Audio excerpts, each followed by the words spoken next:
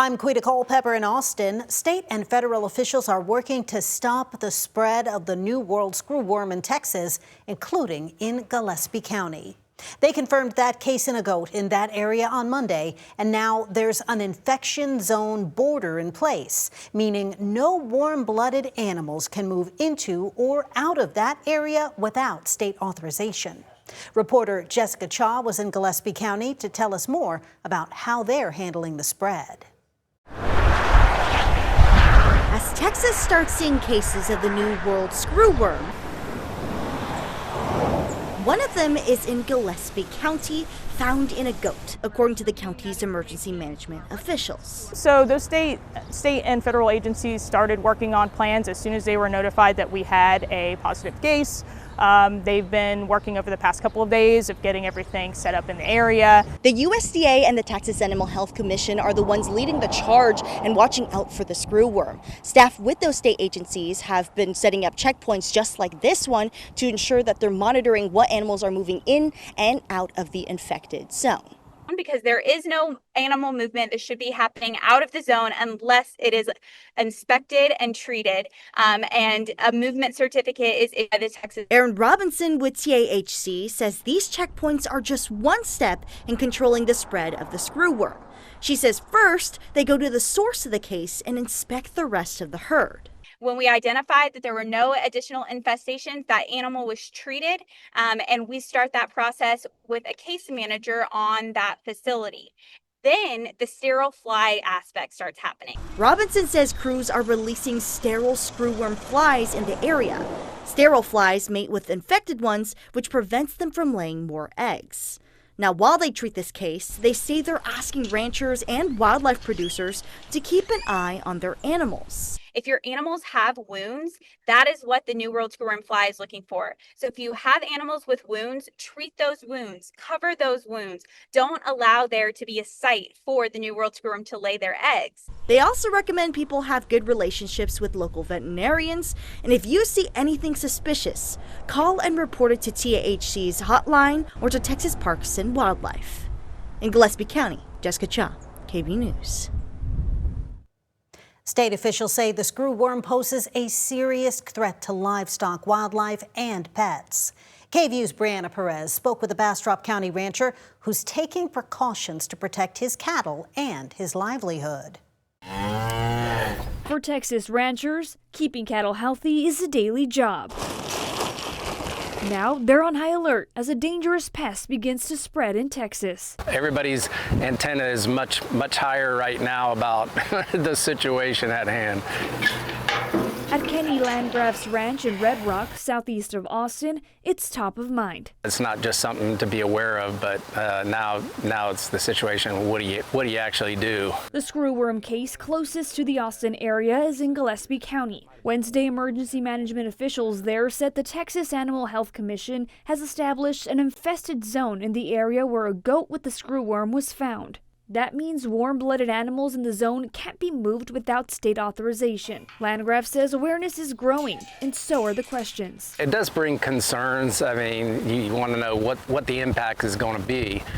First off is the actual health of your animals, but then it gets into also when you're transporting, can we transport? He says he has been ramping up prevention measures, including pouring ivermectin over the cattle, injecting Dectomax. It kills screwworms, controls ticks. And using insecticide spray whenever there's an open wound. And we'll get the front and the back. All right. Beef is a big part of our food supply, and so you're impacting the food supply in terms of that it does have the ability to kill an animal.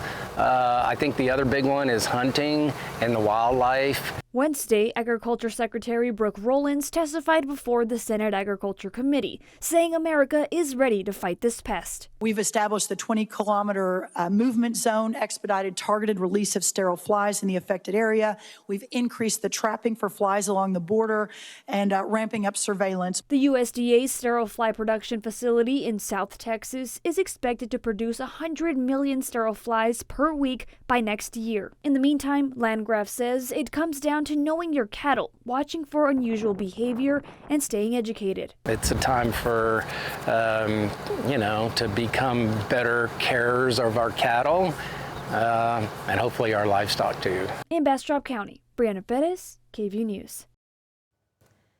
We're learning more about a man who died after being tased by officers during an arrest in North Austin.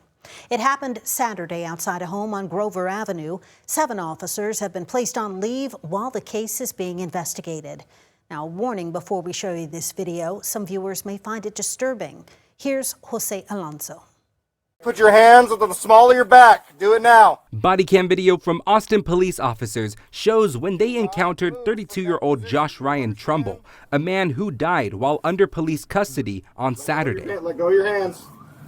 Let go of your hands. Around 5:40 p.m., APD began receiving calls around Woodrow and Grover Avenue in the Crestview neighborhood. I just sat down to eat, and I looked at my phone, and it said 4 minutes ago there was a ring notification that something happened 4 minutes ago, and I watched it, and it was the guy busting down the door. Austin police released this ring camera video showing what they say is Trumbull breaking through that caller's door. Another caller described a man similar to Trumbull and says he broke a car window and walked into the street. He's standing in the middle of the street, flagging down cars, and nobody's stopping. Do not move from that position. Do you understand?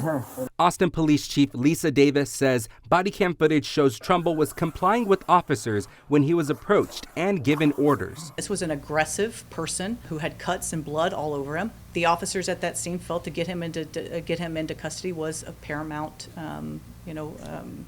importance. But soon after, Chief Davis says Trumbull pushed up against the officers when they were trying to handcuff him. Officer Justin Wright then deployed his taser. Emergency medical services personnel continued attempts to save his life for 38 minutes.